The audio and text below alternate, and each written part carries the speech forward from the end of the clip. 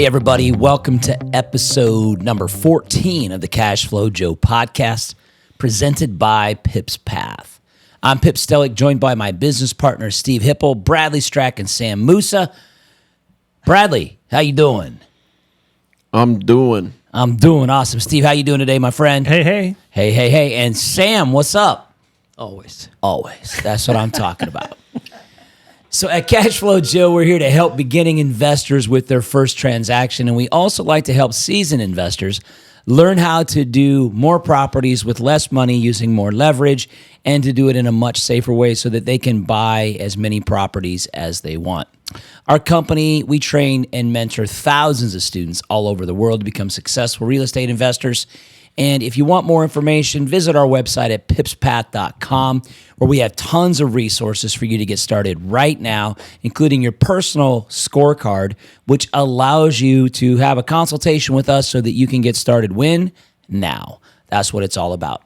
So today on our podcast, probably one of my favorite topics, and I'm going to have to be careful so that I don't dominate too much of the conversation. And what we want to talk about is credit cards. And I know for many people, credit cards immediately, I gotta say it, their butt cheeks just, it's clenched together because they hear the word credit cards and all of a sudden it's just like, oh my gosh, credit cards are bad. And they've been taught their entire lives that credit cards are a bad thing. I am 55 years old as we record this, 55 years old. I've never seen a credit card jump out of anybody's pocket and swipe itself. Now, my wife said it happened to her once.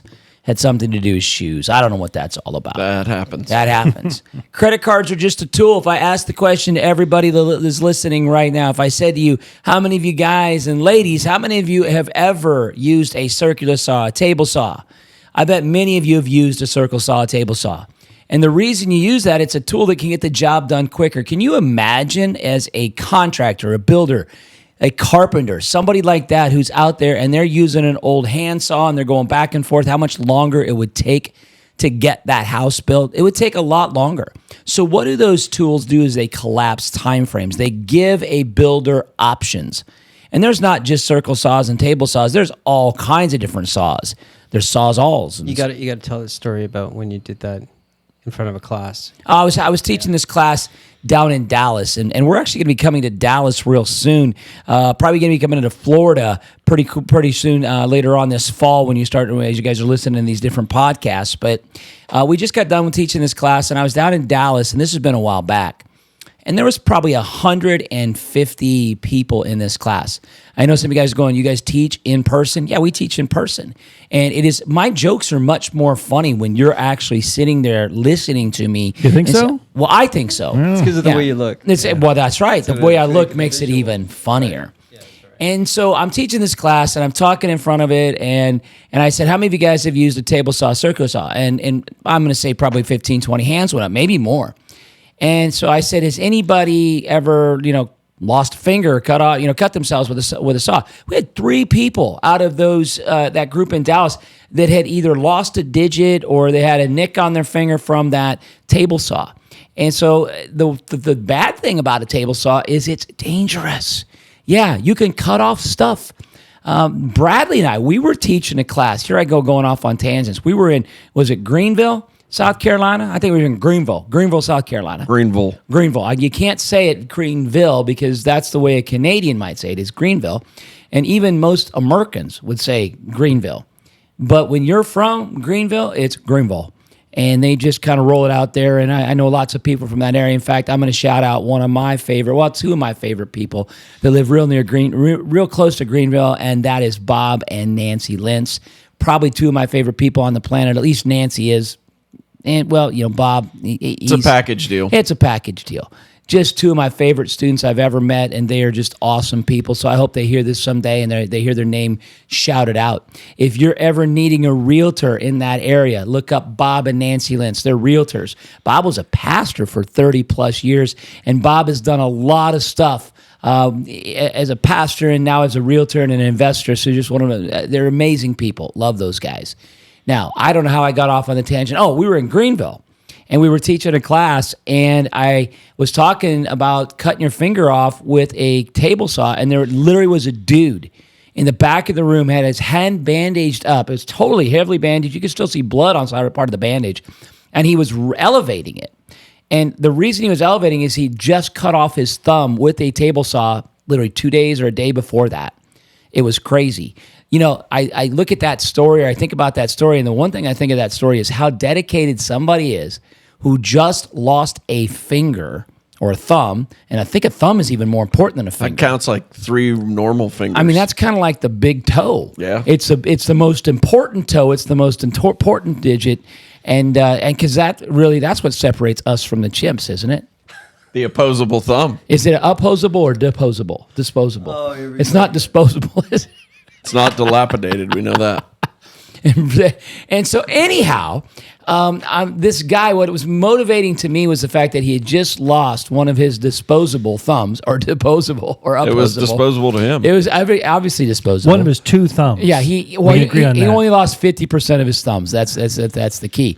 And so, I mean, he'd be in the Hall of Fame if he was a baseball player. You didn't go to him. But High 4, did you? You didn't do that. You went like high 4. no, but you think he gets a discount on manicures? But if I get Mickey Mouse, I give him a high 4 because he's only got 4 digits. Anyhow, so what I thought was interesting about that is the dude had just cut off his thumb, and he was still dedicated to learn how to do property.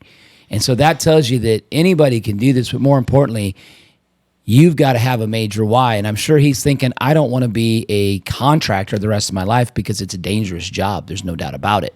So we're going to talk about one of the ways that you can get access to capital, because people are like, I don't have money. I don't have any money. And I hear that all the time. And if I ask this question, and I was standing in front of a room, because now we're talking about me standing in front of a room, and I said, how many of you guys get offers all the time, whether they be in the old snail mail or on email, asking you to get a credit card or giving you a credit card offer of any kind? And You on the live podcast, some of you guys if you can't see this, all 3 of my partners just raised their hand. And if you're watching it, then you get the benefit of seeing 2 hands go up really high. And then Sam, I think his hand is tired because he went like this. He may have been off camera, actually. He's kind of on the outside. He's on the edge. He's on the definitely, edge. he's definitely on the edge. He's here physically. So for those of you guys listening to this, you could do the same thing. I'll bet many of you guys get offers in the mail or on email all the time about credit cards. And what do most people do with those offers is they tear them up, they throw them away. I was teaching this down in Dallas one time, and this lady said, I burned them, Pip. I said, are they coming to life on you? But she was that scared of credit because her family, her parents, society, and I'm gonna have Sam talk about a guy that many people follow that just despise credit cards. I look at them as a tool. My wife and I have over 30 credit cards. Why do we have over 30 credit cards? It gives us options for OPM, other people's money. And what I'm going to talk about a little bit later is actually credit cards in many ways are the cheapest money you're ever going to get. The cheapest money. Because if I said to you, how many guys get offers on credit cards, and many people raise their hands and say, yes, they do.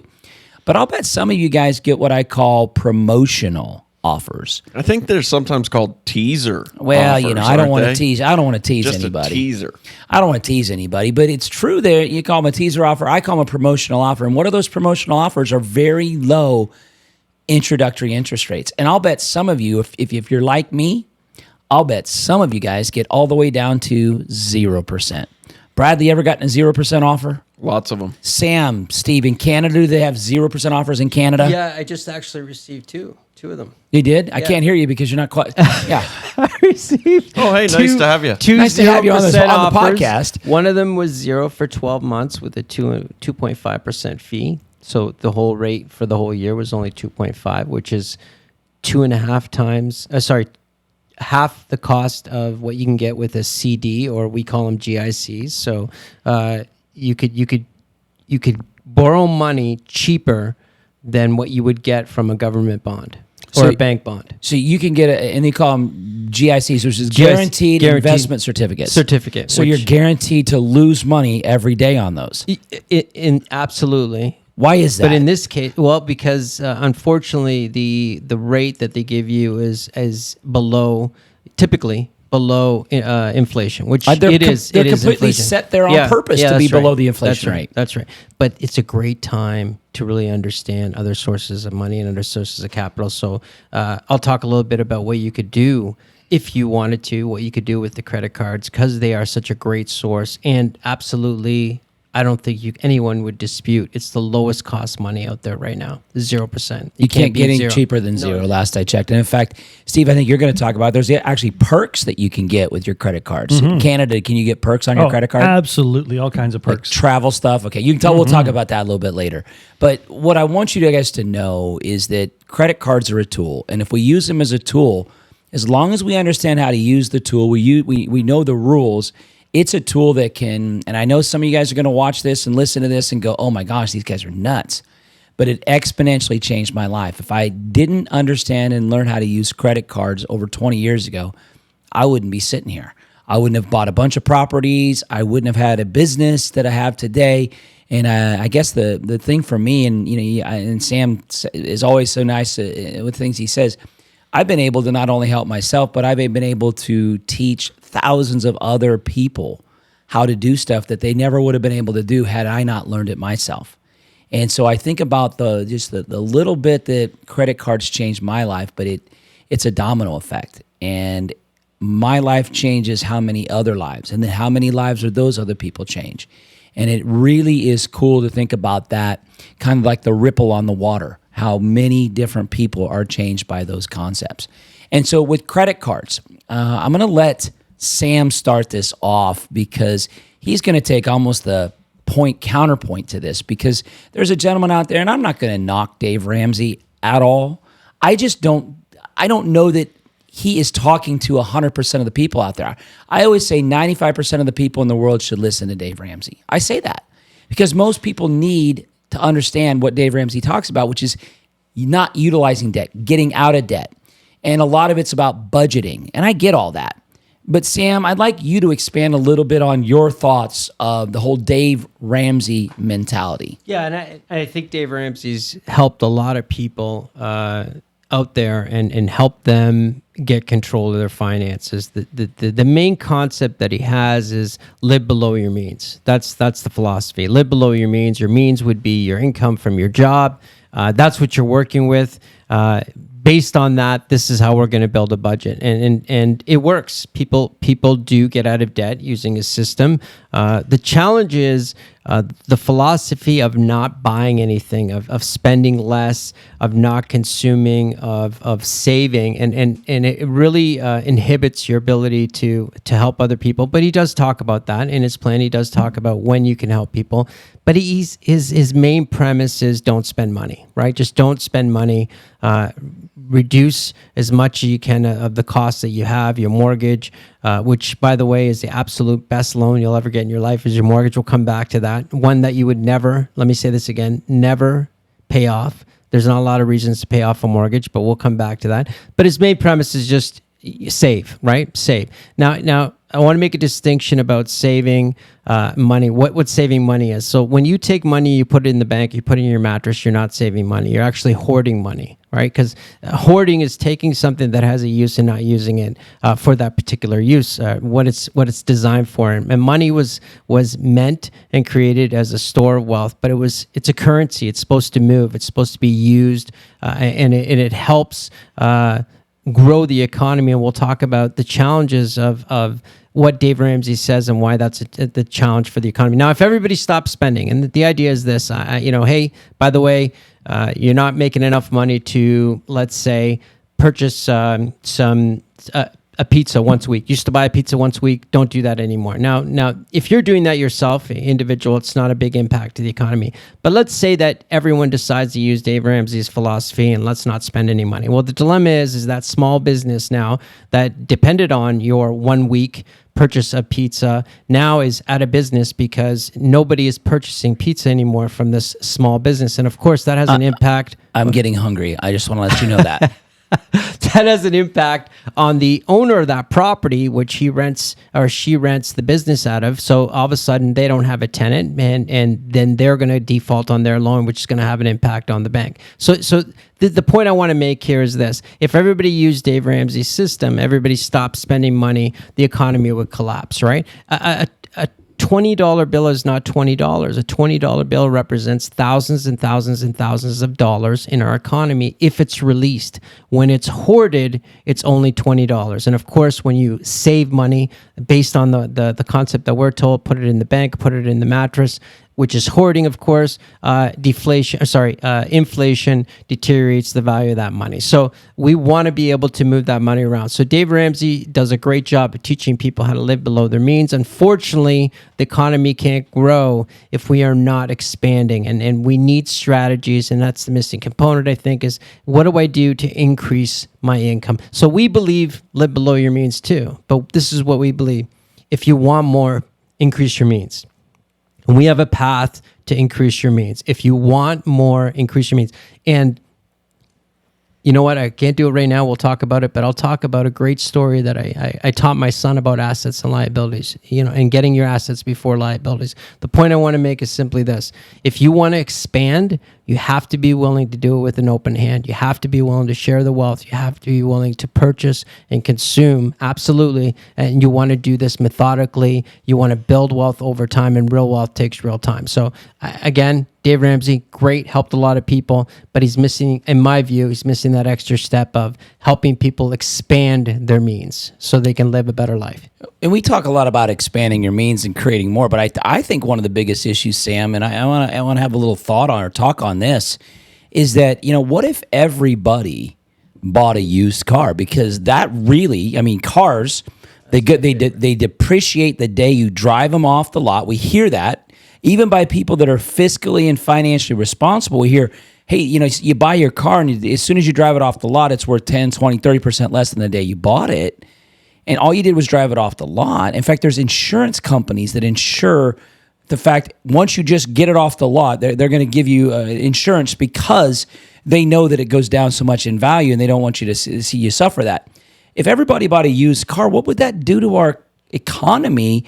And because how many people are in the car industry? Well, you couldn't do it, right? They don't build them used off the line. Detroit doesn't sell them that way. Yeah, this idea of it's okay to buy a new car. It's okay to live a good life. It's okay to want to live a good life. You just need to understand how to increase your means. And you can't depend, unfortunately, everybody that's working now, that your days are numbered. You know that your employer is buying you at wholesale and selling you at retail. And one day, because of all the raises and all the benefits that you want and you want them to give to you, you shrink that margin. Eventually, they're going to say, you're too expensive. We don't want you anymore. And they're going to downsize you. That's going to happen. So depending on your job as your only source of incomes is high risk and unfortunately extremely difficult to increase your income, even to keep up with the current cost of living increase every year. You can't keep up. It's not the average American has made a 1% increase in their income over time. Over the last 30, 40, 50 years. Like per year, you mean? It's per year. Net. Yeah. It's a 1% increase. Now, has the cost of living increased by only 1%? That's ludicrous. That's crazy. The cost of things currently now, because we're in I don't want to panic anybody, but almost in a hyperinflation state right now. And if it wasn't for the food is definitely in a hyperinflation state.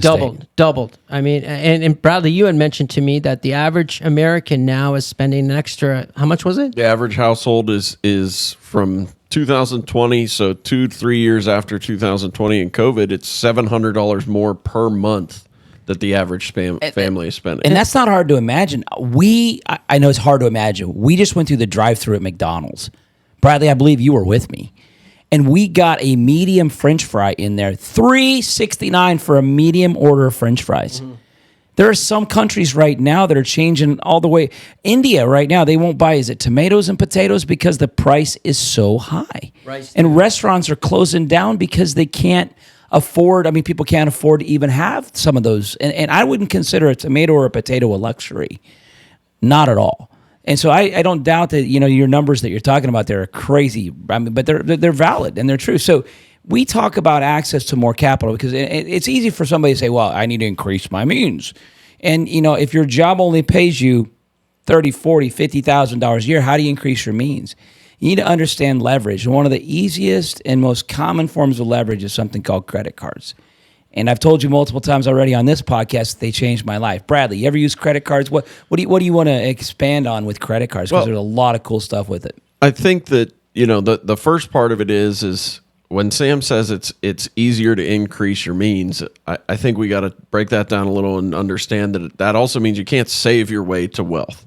And I'm seeing this, and I've talked about when I was in college in 2008 when that last kind of big market recession happened. And again, I wasn't even consider myself a real adult then. I was still in college figuring things out, and so it wasn't that big of a deal. But I saw it's questionable that any of us are real adults. That's very true. But I saw my parents and my relatives trying to figure out at that time, oh man, what are we going to do? The retirement accounts we thought we had are now 50, sometimes even 60% less than what they were. And now what we've seen, and that same generation, my parents and relatives that were in their 50s that are in their 60s, almost 70s now. And after the past 2-3 years, they're going, well, I wasn't accounting for the fact that my savings was going to have to now pay $3.69 for those fries or $5 for a gallon of milk, because that inflation now is much higher than what they're making on their savings. So it's almost impossible to just save your money and save your way to wealth, because the world is forever changing. We don't know how long we're gonna be alive, how long we're gonna live. So how can you bet on this savings? And we say it all the time. It's a heck of a lot easier to go borrow $1 million than it is to save $1 million if you've got the right deal in front of you. And credit cards is no different. They can be great if you know how to use them, if you know how the game works. When it comes to taxes, and love them or hate them, people would always talk bad about, we want to see Trump's taxes. Well, people are upset that the guy's not paying a lot of taxes. He didn't write the rules. He just knows the game. He knows the rule book. He pays people to make sure he's getting every advantage. And I think many times that middle class mindset is he's doing something wrong. No, it's just he knows the rules of a game that we don't even know how to play. And I think credit cards is the same game. And when I had met you, Pip, and started to learn about this, my wife and I, same as you and Jen now, we have over 30-some credit cards because it's just access to other people's money. I'd rather need it or have it and not need it than need it and not have it. And when you realize that you can negotiate with your credit card companies, you can get increases in the credit limits that you have from your credit card companies, knowing that they're based on a stated income versus a verifiable income and what those differences are. All these things make the credit cards pretty much most of our first creative financing type strategies in this business. And I know my wife and I use credit to do a renovation and a down payment on a property. And when you look at it that way, I realized that had I been that guy who was just trying to not have any debt, keep everything saved up, I'm never going to be able to be successful as an investor. I've got to know how to use debt, not for liabilities, but for assets. And if I can use a credit card to get an asset, even if that credit card isn't one of those great 0 or 1% offers, maybe that credit card has a 20% interest rate. If I can use that capital to make a 30% return, a 40% return, why do I care how high the interest rate is? And frankly, the banks, when you want to call and negotiate with them, when you want to get them to play ball with you, they're not necessarily worried about, I know Sam was saying he got an offer for 0% and then a 2.5% balance transfer fee if he wanted to move money from one source of debt to this bank. And the interesting part is you can actually negotiate that fee if you really want to. And why would the bank negotiate that fee? It doesn't even make sense. Well, if you understand how the banking system works, and we're not going to do that because, well, then everybody really would fall asleep. But if you understand the Federal Reserve, and great book you can read with that is The Creature from Jekyll Island. So big book that talks about the start of the Federal Reserve and how that money works in our country. And with credit cards, they use something called fractionalized reserve lending. So if each of us has a credit card through Chase Bank and we have $10,000 that we each owe. So collectively, we owe Chase Bank $40,000. What they get to do as a bank, and this is why we always say banks have the biggest, tallest, nicest buildings in any city we go to, but banks can use what's called fractionalized reserve lending. So that means if they've got a debt from four investors of $40,000, that to them is an asset. To us, it's a liability. We have a debt we've got to pay. To them, it is an asset. Well, when they have $40,000 in those assets, they can then go lend out 10 times that amount of money into secured loans, meaning they can take our $40,000 worth of an asset to them. They can go lend out $400,000 into property where they're charging what kind of interest rate? Well, they're charging right now 6.5%, 7%. So the banks are doing this at a very high level. So for them, just them holding that debt is really their asset. The 2.5% they're going to make off you, the little bit of interest here or a balance transfer fee, those things to me are no-brainers if it means I'm going to have a 0% interest on the backside. And banks will typically even negotiate with that because they want your debt. They want to lend out that $400,000. They're not worried about making a 2.5% fee as much on my $10,000 transfer. So really understanding the game, the rules of the game, and how to play these cards off of each other is how you can really grow that ability very quickly. Unsecured debt. Let's remind you that credit cards are unsecured. You do not need anything other than your name and your credit score. I mean, it's unbelievable that money is that easy to get. And of course, the real problem and the real scare that people have about credit cards is they don't know what to do with the money. So this is not a credit problem. This is a money problem. And as we know, money will not solve your money problems. Understanding it will. It's so key to understand it. To living in the United States, and yes, I'm Canadian, but living in the United States, it's the easiest place in the world to build wealth. The absolute easiest place to build wealth and change the legacy and the future of yourself and future generations. You are so blessed to be able to live in this country and get the benefits that you do. Canada's a great country too. It's just when it comes to building wealth, there is nobody even close to the United States. So understanding money and taking the opportunities that this country offers its citizens and the capital that it's willing to let you have access to is unmatched. Learn how to use it, build wealth, think like a bank, buy and sell debt. That's what banks do. They buy and sell debt. So you buy the debt like I do. I bought the debt at 0% for 2% because one of them was the offer was 2%. I bought it for 2% and I'm going to sell it now and make a higher return than that 2%. This is what I'm going to do. You can do this in your Roth IRA. You could borrow money at 0, put it in a Roth IRA, put it in a CD, and you can make 5% on that money. You'll get a CD for 5%, and you don't pay any taxes on it because it's in your Roth IRA. The proceeds are not taxed. This is a TSFA tax-free savings account in Canada. We have the same thing, a similar thing. So what you can do with money right now is unbelievable. There is so much money sloshing around. This is why the Federal Reserve has been increasing interest rates. There's just too much money.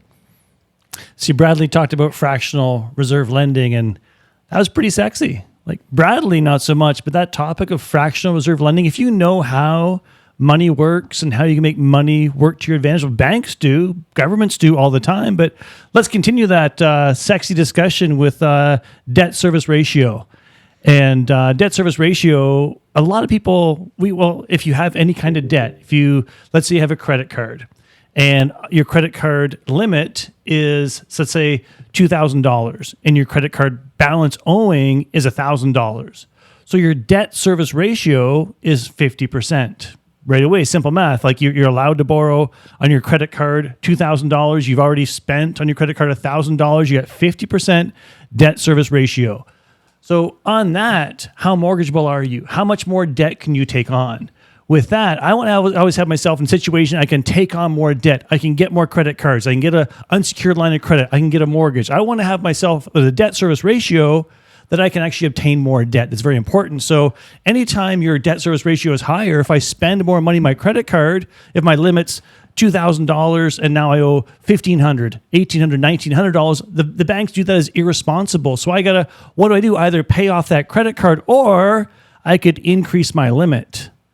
So if I increase my limit to $4,000, if I spend $1,000 and now my limit is $4,000, I'm 25% debt service ratio. What if I get $10,000? If I spend $1,000 on my credit card and my limit's $10,000, my debt service ratio is now 10%. The banks do this as Steve's very responsible. Yeah, he's got $10,000 available to a credit card, but he hasn't spent it. So I'm in a situation to get more debt, get more leverage, get more mortgage. So debt service ratio is very important. Now, just like Bradley, Sam, Pip, I've got a lot of credit cards too. I've got multiple credit cards. 13 years ago, I had one credit card. I didn't carry it with me for emergency purpose. I had a very low limit. In fact, I almost kept it at home in the freezer, locked, frozen in a block of ice. Because the idea was, well, if I saw something I wanted to buy 13 years ago, I'd go home and I'd take it out of the freezer, let the block of ice thaw, and the next day when the ice was thawed out, if I wanted to actually still buy that, I'd take the credit card and go buy it. But probably by then I'd change my mind. I didn't want to buy it anymore. Like, okay, it wasn't that extreme, but you kind of get the idea. Some people are just so afraid of credit cards. Their butt cheeks would just squeeze together the thought of using credit cards or increasing limits. Right? I love it. I'm not the only one saying butt cheeks. We need a counter. We need like a little bell, like ding, The ding, butt cheek said it counter. again. The butt cheek counter. There's just like 5 different options for butt cheeks right there. It's beautiful. So with the ability to get more credit, the ability to obtain more credit, so I started learning credit can be your friend. Credit can be very beneficial if you know how to use it wisely. If you know how to use that credit to put money in your pocket. Don't go buy brand new shoes and TVs and fancy stuff. Buy things that are going to pay you to pay it back. You can lend that money to a builder. Maybe they're needing money for renovation. Lend it to another person who's flipping houses or doing something else, right? If you can lend that money out and get a higher return, because you don't pay any interest for the first 30 days. So there's lots of ways you can obtain, I guess, more purchasing power or money, more capital. I learned a long time ago. I never want to say I can't afford it. I always want to say, how can I afford it? And when I started filling out those credit card applications, when I started getting unsecured lines of credit, when I started getting HELOCs on properties I owned, my ability to lend money, my ability to say, I can afford that. I had more choices. And the purchasing power I had was very powerful, allowed me to do more deals, allowed me to lend more, and allowed me not to be so, I guess, cheap. I had the ability. If I wanted to buy something, I could. If I wanted to do a deal, I could. If I wanted to lend money, I could. Just did it meet my criteria? Did I want to do that deal at that time? But money, as Sam says, money is the least limiting factor. There's money out there. You can get money. You can borrow money. You can get money with a credit card. There's lots of ways. I'm a big fan of credit cards. Just like Pip said, credit cards changed my life. Without credit cards, I probably would not be sitting here today. But credit cards, I use them wisely and I leverage them. Along the way, with credit cards, you can sometimes get points too, points and perks and that kind of stuff. And we all love the credit card points, because with that, every time you spend on a credit card, depending on the credit card you use, some are low interest, some are perks cards, some are points cards, hotel points, airlines, all kinds of things. So if I'm going to buy something, I got a choice. Could I pay in cash? Could I pay by debit card? Could I pay by credit card? I've got a debit card. I don't even know the PIN number. And Bradley's shaking his, he's like nodding his head too. He's like agreeing. I don't know the PIN number for my debit card.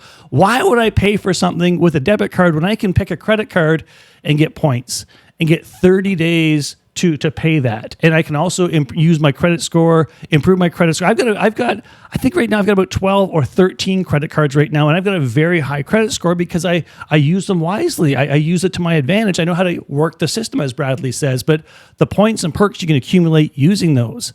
And there's all kinds of things you can do too. So we stay at a lot of hotels. We travel a lot. So do you think I have a Marriott credit card that gives me some points and perks at Marriott? Of course I do. Airlines, all these things you can do. And you can redeem those points and perks for whatever you want to do in your own lifestyle. So, there's all kinds of perks and things you can do too. So if you're, as I said, paying by debit card, not for me, there's so many advantages to using credit cards to, I guess, pay all your bills, whether you pay car insurance, whether you're paying your utilities, paying all these things like gas, groceries, travel, you name it. If I can pay it by credit card, I'm paying it by credit card because it's easy to track. And of course, you get 30 days.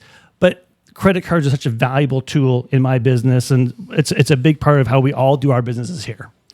Guarantee we could talk about credit cards for probably 6 or 7 episodes. So we'll do more stuff on credit cards as we get further down the rabbit hole of credit. There's a lot of stuff there. For right now, just understand you can use credit cards for anything you want. I bought entire houses with credit cards. You can get them at 0%.